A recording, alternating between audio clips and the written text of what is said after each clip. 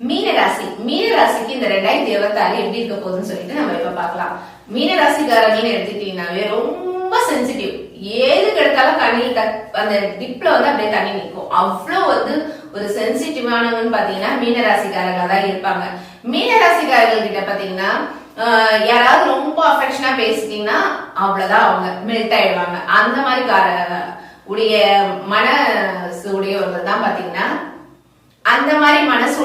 பாத்தீங்கன்னா மீனராசிக்காரர்களா தான் இருப்பாங்க. மீனராசிக்காரர்களுக்கு பாத்தீங்கன்னா எப்பவுமே ஏதோ ஒரு கற்பனை தினம் அதிகமா இருந்துட்டே இருக்கும் மீனராசிக்காரர்களுக்கு எல்லாம் கடந்த வருஷம் எப்படி போச்சுன்னு யாரையாவது கேட்டு பாருங்க. ஐயோ அப்பா முடியலங்க, உயிர் மட்டும் தாங்க இருக்கு அப்படின்னு சொல்லக்கூடியவர்களா இருப்பாங்க. ஏன்னா பாத்தீங்கன்னா அவ்வளவு விதமான இந்த சனி பகவான் அவங்க ராசிக்கு வச்சு செஞ்சுட்டாரு, அவ்வளவுதான், இதுக்கு மேலலாம் என்னன்னு தெரியலங்க அப்படின்னு சொல்லிட்டு நல்ல டாப்ல இருக்கிறவங்க ஒண்ணுமே இல்லாத நிலைமைக்கு போறது. கடன்னா என்னன்னு தெரியாதவங்க போய் அங்கங்க கடன் வாங்குறது, கடன் மேல கடன் ஆயிடுச்சுங்க அப்படின்றது எல்லாமே தேவசனையில நடந்திருக்கும். அதே மாதிரி ஆக்சிடென்ட், விபத்து அடிக்கடி நடந்திருக்கும். ஒண்ணு கை பிராக்சர் இல்ல கால் பிராக்சர், ஏதாவது ஒரு பிராக்சர் ஆகாம இருந்திருக்காது கடந்த வருஷம்.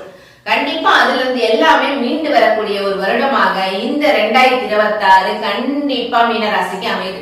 எங்கங்க யாரதா உட்காந்துருக்காரு, என்ன ராசிலே உட்காந்துருக்காரு சனி பகவான் அப்படின்றீங்க.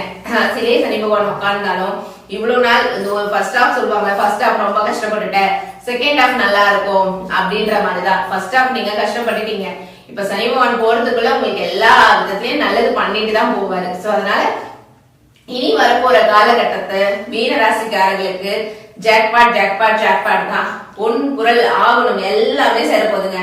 இவ்வளவு நாள் நீங்க எடுத்துட்டு போய் வச்ச நகைகள் எல்லாம் மீட்டு கொண்டு வீட்டுக்கு எடுத்துட்டு வர போறீங்க. அதே மாதிரி இடம் வாங்கணும், வீடு கட்டி பாதிலே நின்னவங்க எல்லாம் பாத்தீங்கன்னா இப்ப அதை முடிச்சுட்டு கிரக பிரவேசம். ஏன்னா நிறைய பேர் பாதிலே நிக்குதுங்க, வீடே முடிக்க முடியல. எவ்வளவு ட்ரை பண்ணிட்டேன், ஒண்ணு ஆளுங்க வர மாட்டேன்றாங்க, சரியா ஆளுங்க வந்தாலும் ஏதோ ஒரு ரீசன், மழை வந்தது, ஏதோ ஒண்ணு சம்திங் நடந்து அது அப்படியே நின்னுடுது. வீடு கட்டி ஒரு வருஷத்துக்கு மேல ஆகுது, வீடு கட்டிட்டே இருக்குமே தவிர முடிச்சு கிரக பிரவேசம் பண்ணி போக முடியலன்னு ஏங்கிட்டு இருந்த மீனராசிக்காரர்கள் எல்லாருக்குமே கிரக பிரவேசம் பண்ணி அந்த வீட்டுல போய் உட்காரத்துக்கூடிய ஒரு காலகட்டமாக இந்த 2026 உங்களுக்கு அமையுது.